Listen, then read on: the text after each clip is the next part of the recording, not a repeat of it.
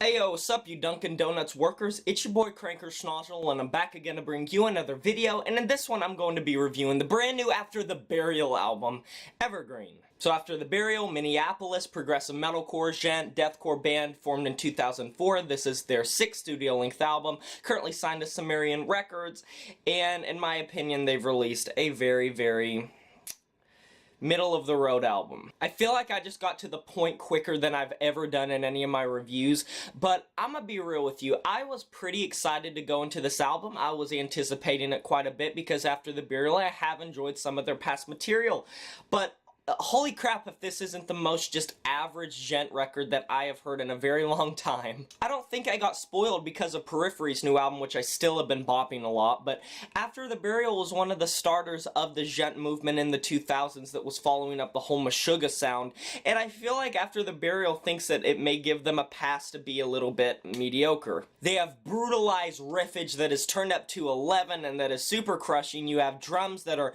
very technical, very precise. You have vocals that are very grunterial and they're very bestial. They're like a grizzly bear. You have topics that are like trying to be just so deep, so intrinsic, and at the same time, all of it comes off one-dimensional. Now, don't get me wrong, there are some good moments on this album. I mean, the track 1126 is a pretty good track. I do love the melodicism that they showcase on this track, and it shows that they are able to combine these heavy riffs with these very melodic riffs. Sounds like something you might get out of, say, an Era track or Within the Ruins track or something similar to that, or even a Periphery, where you have these multi-riffs kind of layered on with drums that are backing them very closely, and a lot of times they give way to instrumental bits that don't have any sort of vocals. Love the bridge on this track. It sounds really nice. It sounds very pretty. And then you have other moments like on the opening track, Behold the Crown, where After the Burial thinks that just because they're able to be a little bit mathcore and a little bit mathematical that it in turn makes a good track. Like,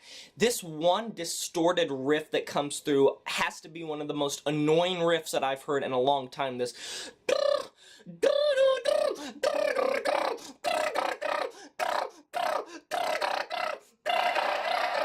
Exit Exist reminds me of all the reasons that I was very lukewarm on Misery Index's new album, where the drums are amazing, they sound very nice. I could see people saying they sound mechanical. I personally don't think they sound that mechanical, but they are extremely precise and kinda lifeless, but they are definitively the best thing in this mix on this track, and on many mixes on this track, but everything else from the vocals to the riffs to pretty much everything else just sounds so painfully average. There's no risks taken, there's no interesting riffs. Anyone that has heard more than 10 Djent albums are going to be very let down by this release, in my personal opinion. They try to bring in a bit more kind of deathcore feels on certain tracks where they'll bust it and just go really fast with blast beats with these riffs, but even those kind of more aggressive, just visceral moments don't really save this track listing from feeling anything more than a lukewarm showcase of, hey, we can play Djent, we were one of the big first Djent bands, don't you all love us?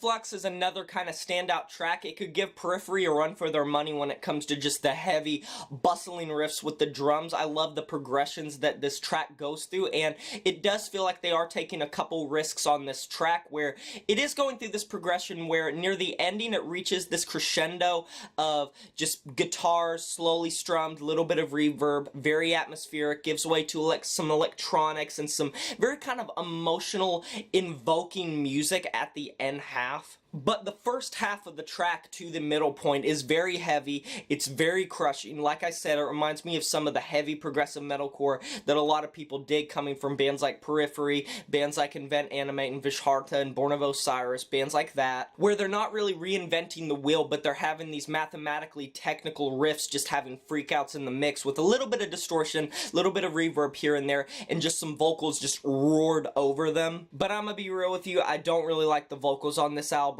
and the growls and the screams are done to a good effect, I guess. I mean, not everyone could do them as good as he's doing, but it's nothing interesting.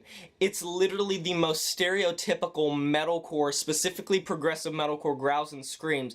There's nothing interesting on this whole album from a vocal standpoint. For this review, I listened to the album like 3.5 times, and I can't say that there was one moment where the vocals just blew me away and were like, holy crap, this is cool, this is interesting. No, it just ranges from the growls, the grunterial growls, as well as the shrieks, the kind of black metal-esque shrieks, but neither of them stand out, neither of them add much to the tracks they are on, and they're kind of just a side dish, and it's sad when the vocals are a side dish. Songs like Quicksand and The Great Repeat, and even the ending track, A Pulse Exchanged, do not do anything that I have not heard on fairly recent progressive metalcore albums, and for one of the pioneering bands to feel like they're drowning in their own influences when they are the influence, it just feels like they're just kind of playing the hits. I mean, that's something else. If you like After the Burial, and if you've listened to their albums, they have better albums than this that do take a couple more risks. This just feels like a kind of desaturated and watered down version of some of their best material. Sure, there are some decent moments, there are some decent tracks, and there are some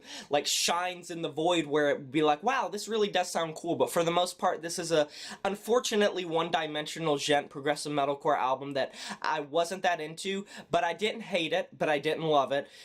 It's just middle of the road for me. I'm gonna be giving this album a 5 out of 10, and that's a wrap. Please stay for the end screen. I'll link some videos you might be interested in. Be sure to like, comment, and subscribe on this video if you haven't, and smash that notification bell to be notified of my future uploads, and I'll talk to you guys next time. But until then, my name is Jay Morris, the Review Guy, and I'm signing off saying farewell.